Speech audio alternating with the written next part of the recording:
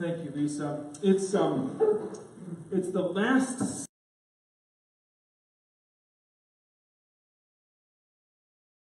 4-week season of Advent, the 4 weeks that we count up to Christmas. And on this last Sunday of the church year, what's known as Reign of Christ Sunday or Christ the King Sunday, we're presented with this gospel text that Lisa just read. Jesus and Pilate having this conversation. Pilate is he's the guy in charge. He's the guy who has all of the power. He's the guy that has the opportunity to release Jesus or to condemn him to death. And in the midst of that reading, we're presented with two different understandings of power. Of course, Pilate, and his response to power was to squash or to overcome with force. Jesus has a different way of understanding power, a different way of understanding what's important, and that's through love, and that's through sacrifice, that's through his death on the cross, on this Reign of Christ Sunday, or Christ the King Sunday. I wanted to take an opportunity to think about, as a church, what does it mean for us to follow a way of power that is different than the world's? What does it mean for us to follow a power that is about love and grace and sacrifice and forgiveness? What does it mean for us to follow that power as opposed to the powers of this world? And I wanted to do that all by taking an opportunity as we are approaching our 50th anniversary as a congregation. I wanted to think about what it means for us to be a community of faith that follows not the ways of the world, but follows the ways of Jesus. We're going to think about where we have been and where God is calling us to be. I was planning to use this illustration anyways, but I got a text message from Brian Bonson. Many of you know him. He is visiting his son Joe out in Denver, Colorado area, and he sent me this picture of this really incredible organ, and he said, "Hey, I picked this up on Black Friday for midnight." And I think that he thought that I didn't know where that was, and I said, "Oh, you're at the Air Force Academy in Colorado Springs." I had the opportunity to visit the Air Force Academy as a kid, and a couple different times on a few other mission trips. And at the Air Force Academy in Colorado Springs is this incredible chapel. I don't remember the name of the chapel, but it's this incredible chapel. And at the back of the Air Force Academy chapel is this incredible piping. It is unbelievable. I visited the Air Force Academy as a kid. I'm going to say it was early middle school, and my mom dressed me and my brother that day in matching outfits. We wore white t-shirts that said Air Force Academy, and I think the logo is a falcon, or a bird of some sort. And it was one of those t-shirts that had the blue ring on the sleeves. And I had a white t-shirt with a blue ring, and I had a pair of white shorts with blue piping along the sides and along the bottom. And I thought that I looked pretty sharp. Walking around, my brother and I, in matching Air Force Academy uniforms. As a middle school student, I thought that I could pretend to be an Air Force cadet, because I felt like I already had the uniform on, and so what I did is I walked just a little bit straighter and tighter, and I put my shoulders back just a little bit, and I walked a little bit faster, walked in front of my family, because I felt like I could maybe pretend to be an Air Force cadet. I mean, after all, I'm only 12 or 13 or 14 years old, but I could fool people, couldn't I? I'm convinced that I didn't fool anyone. but I thought for a moment that I was something that I wasn't. As we think about where have we been and what are we called to be, it's important for us not to pretend to be something other than what we are. As a community of faith, New Life Lutheran Church, that declares Christ to be the center of our existence, the very purpose for our church is to worship and to magnify Jesus Christ. It was that call that led a group of people who met over at Echo Valley Country Club to play cards some 50 years ago. A group of people that met to play cards knew that there was this new development being built, this Lakewood development around this man-made lake. And so they said there needs to be a church in this new community that's being built on the north side of Norwalk. 7 different Christian denominations, Protestant denominations, were contacted to say, hey, would you help us start a church in this new development? Of the 7 different Protestant denominations, the American Lutheran Church felt called to support a mission-start congregation.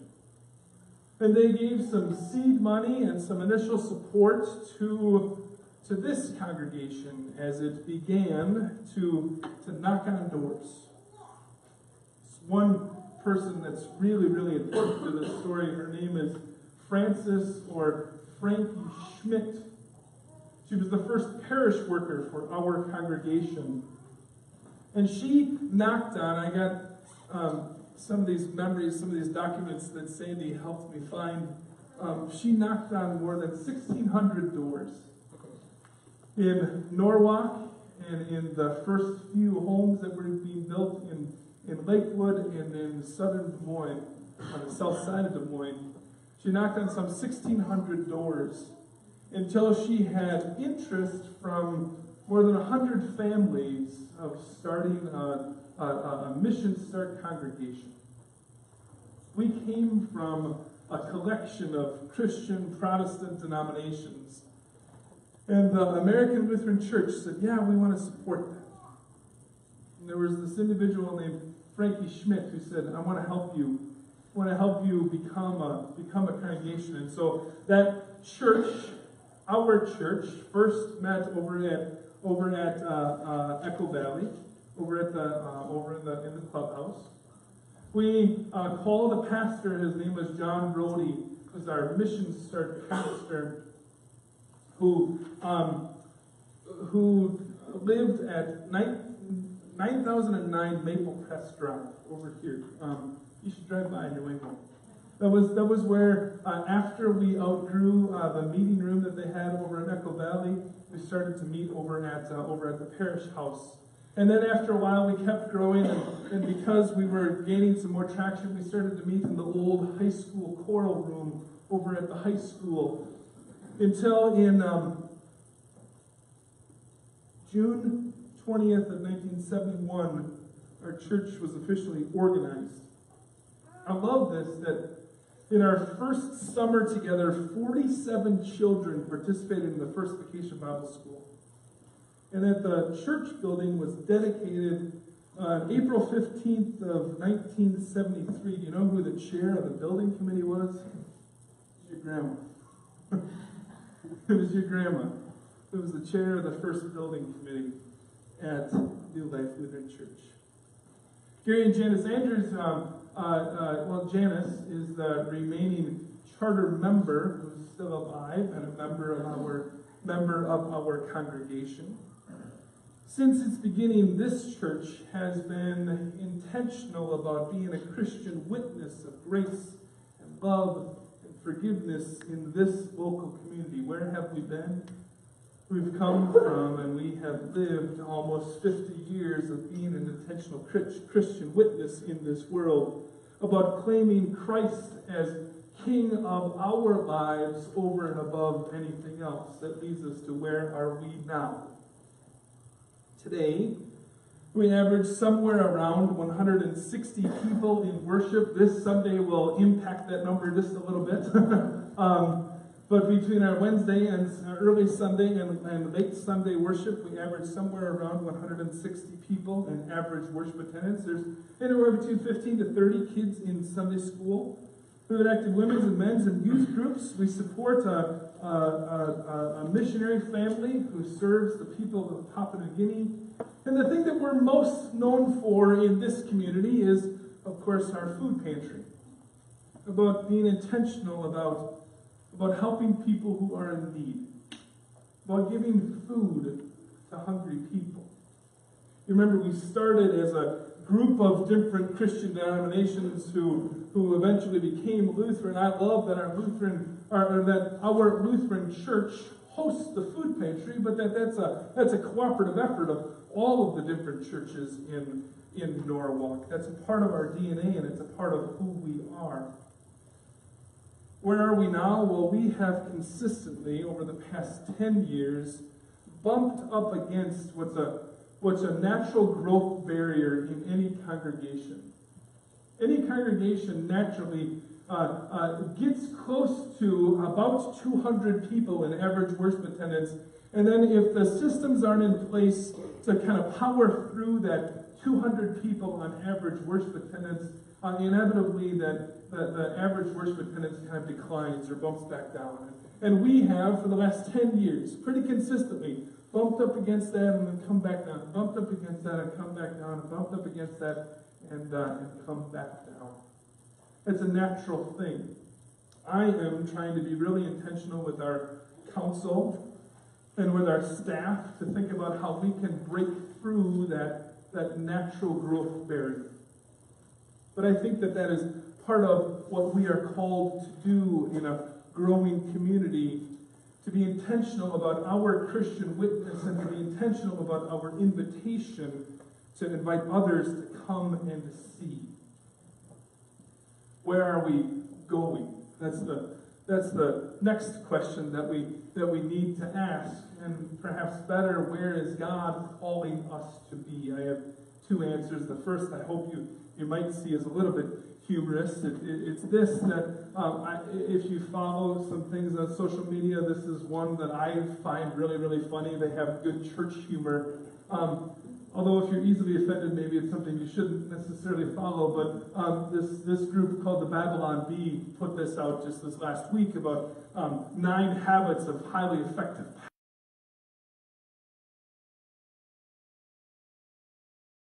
sermons. Have endless sports analogies. Highly effective pastors would get choked up kind of mid-sentence, but then make sure that it looks involuntary and then apologize, but not really. That highly effective pastor would have sudden outbursts of holy rage. That highly effective pastors would have PowerPoint messages with movie clips. That highly effective pastors would use pyrotechnics in their presentations. You would prefer that very much, fire marshal time. That highly effective pastors would perform the healer's Hadouken. That highly effective pastors would use t-shirt cannons. Or that highly effective pastors would summon she-bears or break into a cappella Amazing Grace mid-message. I hope you might see that as a little bit funny. What are we called to be? Where is God calling us to be? Dietrich Bonhoeffer, the theologian right around and in and into the Nazi Holocaust, said this of the church, that the church is not a religious community of worshipers of Christ, but the church is Christ himself, who has taken form among the people. So when we call ourselves Christians, what that means is that Christ lives inside of us. What that means is that we have the responsibility and the role as a church and as individuals to represent Christ in our daily interactions with the world. So where is God calling us to be? I think in a variety of different ways, God is calling us to be authentically who we are. Not to pretend to be something that we're not, but that God is calling us to be who we are. That we, as followers of Christ, point to Christ on a regular and daily basis. That we, as followers of Christ, that this church would be Christ-centric. That is the sole and only purpose of our gatherings, to see Christ revealed in us and through us. And that we would be a consistent and regular example of, or representation of, Christ with the world.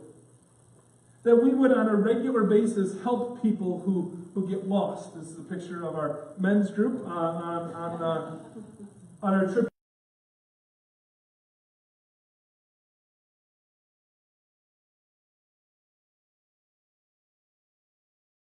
People find their way.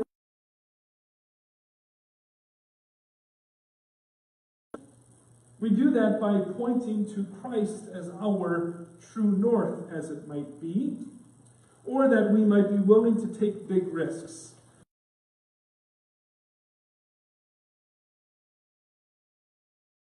We, as followers of Christ, ought to take some really big risks. That we ought to do some daring things. Sometimes that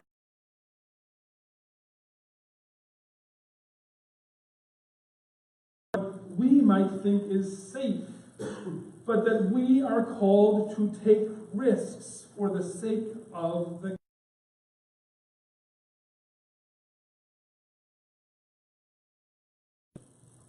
that we take regular service trips, that we regularly help people in this community, both locally and nationally and globally. That we're intentional about our outreach, about our service, that we are a church that really, really values kids. That says that there is a place for children here in this place. That there is a place for little ones amongst us. That little children are welcomed as they are, with their noise and with their excitement, with their wiggles. That reveals Christ to us in a variety of different ways. Or that we as a church, that we're intentional about our advocacy. That we speak for people who don't have a voice for themselves, or that we speak against there are times that we as a church, we need to speak against deplorable and nasty and life-taking practices in this world. So that we are intentional about our advocacy, and that we are a church that values connections, specifically that we value personal connections. That we value being connected to one another. That we value connecting for and caring for this family of faith. Those of you that are counsel will put you on the spot. Do you remember, or do you know what's our mission statement? Do you know? It starts with two words: we exist. Oh, you went too.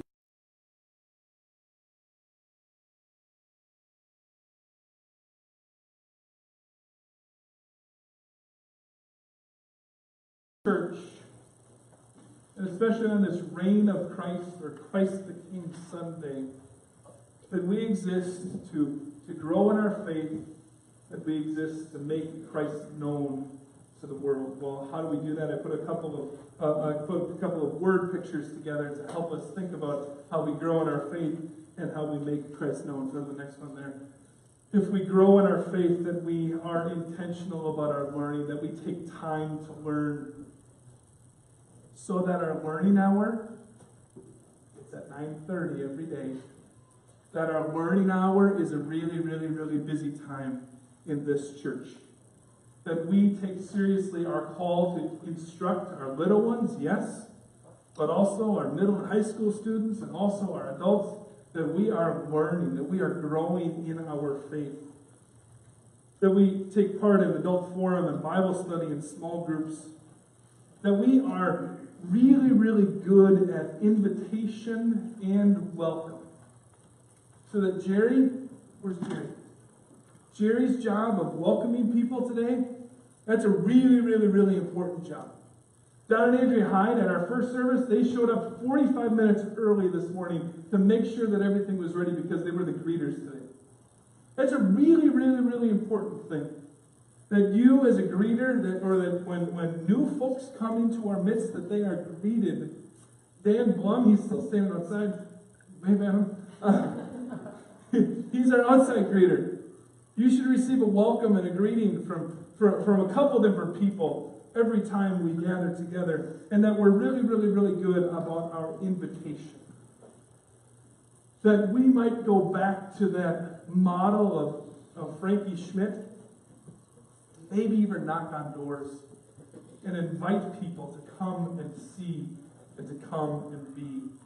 We grow in faith, but we also make Christ known, and we make Christ known through our advocacy, through our service, through our giving trees, through our missionary support, through the digital ministry that we've started this last year, through our relationships with other churches, our ecumenism, but also our evangelism, and that we make Christ known in our food pantry. We do all of those things.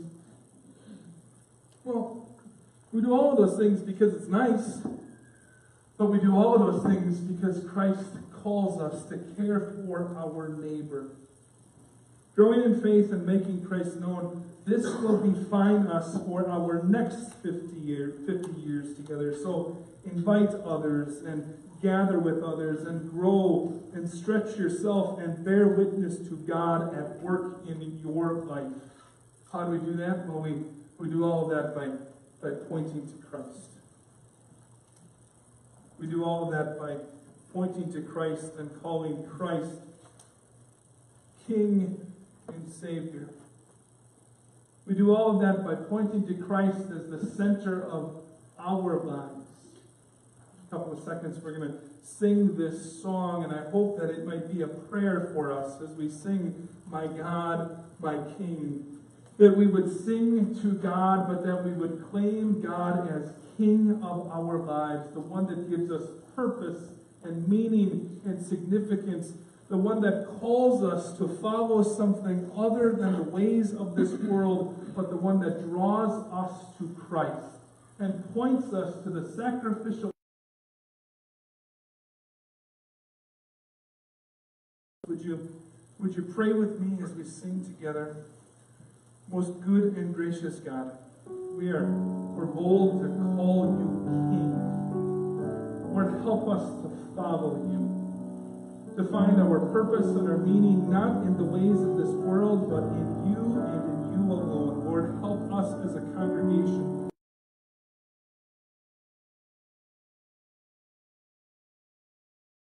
might hear of your gospel, of your love, of the promise of forgiveness of sins as we receive you this day in the sacrament of Holy Communion. Lord, help us to be strengthened by receiving you and to be sent out to invite others and to share of your love with this world. God, all this we pray in the holy and precious and powerful name of Jesus.